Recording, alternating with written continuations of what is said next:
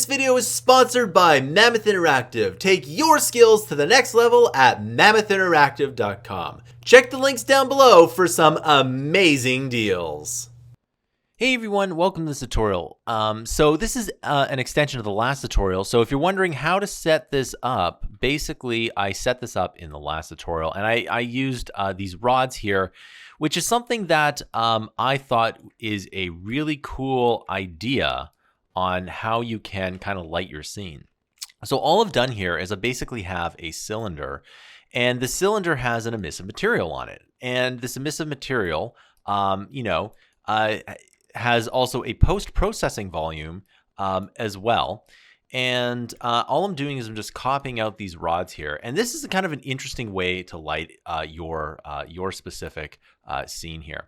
But I'm just basically copying these out here. But the real magic comes in when you rotate these to different kind of, basically different kind of angles here. So I'm just going to rotate these to different kind of angles. And remember, you can actually copy things out, by the way, when you rotate things to different angles. So you can see here, I kind of did that here. You know, if I wanted to rotate this one here, kind of rotate this to, something like this, I can do that. And it actually isn't too bad to light something this way here. And of course, we can play around with things like, you can kind of move this out here, etc. But anyway, let's take a quick look and play around with this. So that actually looks quite interesting. These are quite bright, but you'd have to play around with the settings to make sure it worked perfectly for your game. For example, I think the bloom might be a bit too much here. So if I hop into post-processing volume and in my bloom here, try to take the bloom intensity down to something like that, I think that might be working a little bit better here. But nevertheless, it's kind of an easy way to light a scene. Now, remember, one of the things that really stuck with me from some of my teachers over the time is it's not necessarily the thing or the light that is lighting the scene, it's about the shadows. And in this case, the shadow, like if you think about it, this light has a certain kind of style to it, but the shadows also kind of have a style to it. And it's that subtlety that makes good game designers great. So it's up to you whether or not you want to do that or not. Now, of course, in the last tutorial, I actually have a couple more emissive materials here, and there's no reason why you can't use those here. So I think it's in the materials here. So, if I type in emissive, and remember, I set these up in the last tutorial, so you can change these to blue if you want as well. And I have a red one too. But, this actually works out kind of interestingly, right? Yeah, there we go. In fact, just by doing that here, I'm just going to kind of move this out here, and you can actually make an asterisk work out pretty well here. So if you just type in the rotate here, we can just rotate things once.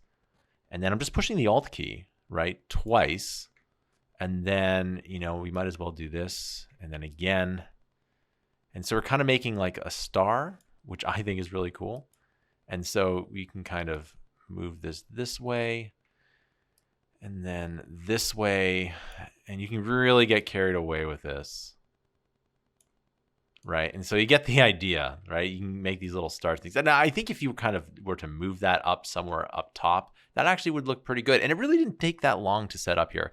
So as you can see, there's quite a bit of emissive materials in this scene, but it does light everything up because I did turn the light source basically down to nothing here, all right? So there you go. That's an easy way to light your room with basically just these little rods here. And look at that, you can actually hop on it. I think that looks pretty cool. There you go. So, thanks for watching, and I'll see you in another video.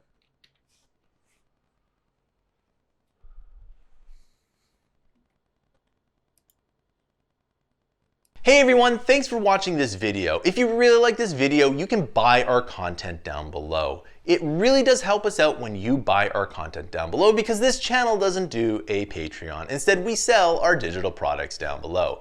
If you really like this channel, you could subscribe to Mammoth Interactive's huge library of content. We release 20 to 60 hours of fresh new content per month every single month. We release everything from Adobe tutorials to 3D modeling tutorials to game development tutorials to machine learning tutorials to web development tutorials and more. We're constantly pushing the bounds in e-learning, and if we can get to 10,000 paid subscribers per month, we can become the best e-learning company on the planet. Thanks for watching, and I'll see you in another video.